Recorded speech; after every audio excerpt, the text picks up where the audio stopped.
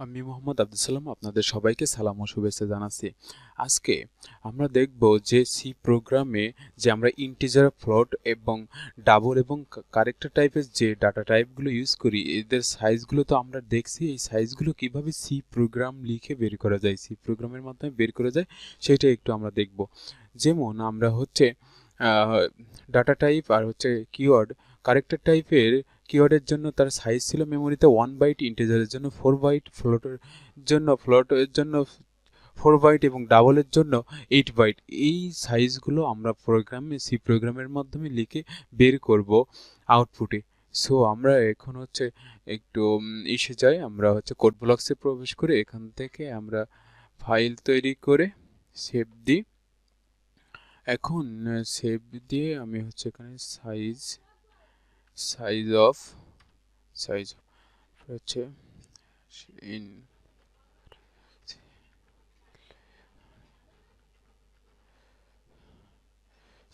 diy_studio.is integer main function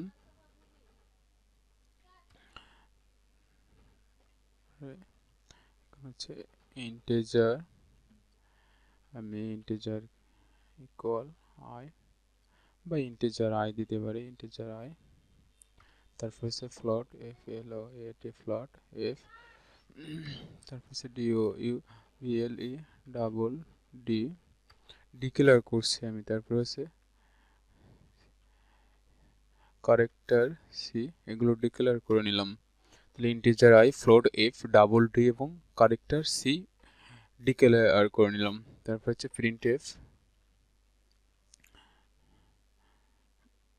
printf এর মধ্যে আমি লিখব size of integer equal size of integer, যেহেতু ইন্টিজার টাইপের, সো আমি এখানে পার্সেন্ট দিয়ে দিলাম সাইজ অফ। তারপর আমি একটা ব্যাকস্ল্যাশ n মানে একটা নিউ লাইন দিয়ে নিলাম।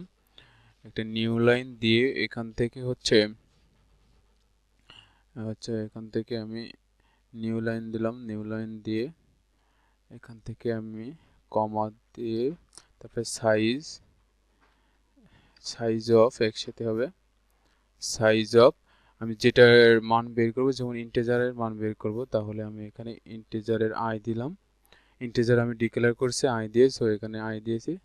তারপরে এখানে অর্থাৎ আমার যখন প্রিন্টএফ আউটপুট ফাংশন বের হবে, তখন সাইজ অফ ইন্টিজারের মান বের হবে, ইন্টিজারের সাইজ বের হবে, কত বাইট সেটা আমি দেখতে পাবো। সো সাইজ অফ, এখানে যদি আমি একটু বাইট অ্যাড করে দেই, BYTS বাইটস, তাহলে আমার বের হবে সাইজ অফ ইন্টিজার ইকুয়াল এত বাইটস। ইন্টিজারের যে সাইজ সেটা এখানে লেখা হবে। এই সাইজ অফ ফাংশনটা শুধু ইউজ হয় শুধুমাত্র আমাদের বিভিন্ন জায়গায় বিভিন্ন বিশেষ আকার বা সাইজ বের করতে, তার মেমোরির জায়গা কত এটা বের করতে। আর এই সাইজ অফ এটা একটি পূর্ণ সংখ্যা বের করে। সাইজ অফ এই ফাংশনটা সবসময় একটি পূর্ণ সংখ্যা বের করে, সেই জন্য আমরা এখানে পার্সেন্টে দিয়ে দেবো। পরের লাইনে আপনারা একটু বুঝতে পারবেন। এটা কপি করে আমি এখানে যদি পেস্ট করি, এখানে আমার এবার আমি ফ্লোটের মান বের করবো। সো আমি এখানে ইন্টিজার না দিয়ে ফ্লোট দেবো, FLOAT ফ্লোট। এখন এখানে আমি সাইজ অফ এফ দেব। আর আমি এখানে যেহেতু ফ্লোট, বাট এখানে পার্সেন্ট ডি ইউজ করব, তার কারণ এখানে এফ না দিয়ে পার্সেন্ট ডি ইউজ করব। সো ফ্লোট এর থাকলে তো পার্সেন্ট এফ বসে, বাট আমি এখানে পার্সেন্ট ডি ব্যবহার করব। তার কারণ সাইজ অফ একটি ফাংশন, এমন একটি ফাংশন যেটি পূর্ণ সংখ্যা প্রিন্ট করে।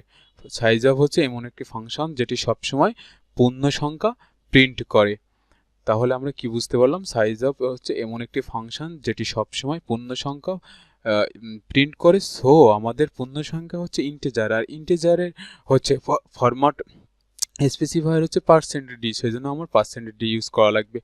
সো পরবর্তীতে আমি আবার এখানে আমি ডাবল ইউজ করবো। So DOUBLE double. So percent D এখানে চেঞ্জ করে ডি।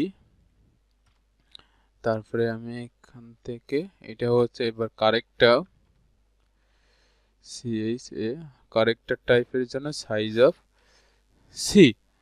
তাহলে এখানে যদি আমি একটু রিটার্ন দেই বা গেট ক্যারেক্টার দেই, গেট ক্যারেক্টার দেই, আচ্ছা এইবার তাহলে আমি যদি একটু বিল্ড অ্যান্ড রানে ক্লিক করি তাহলে দেখা যাক কি দেখা যায়। বিল্ড অ্যান্ড রানে ক্লিক করলাম, তখন এখানে কি দেখা যাচ্ছে, size of integer 4 equal 4 bytes, size of float equal 4 bytes, size of double equal 8 bytes এবং size of character equal 1 bytes. তাহলে আমরা যে বাইটগুলো দেখছিলাম সেই বাইটগুলো এখানে বের হয়ে গেছে, আমরা যে বাইটগুলো দেখছি সেই বাইটগুলো এখানে বের হয়ে গেছে। তাহলে আমরা এইভাবে হচ্ছে সাইজ অফ এই ফাংশনের মাধ্যমে আমাদের ইন্টিজার, ফ্লোট, ডাবল, ক্যারেক্টার এদের সাইজ বের করতে পারি। আবার বিভিন্ন জায়গায় বিভিন্ন যেখানে সাইজ বের করা লাগবে বিভিন্ন মেমোরি সেখানে সাইজ বের করতে গেলে এই ফাংশনটা ইউজ করতে পারবো।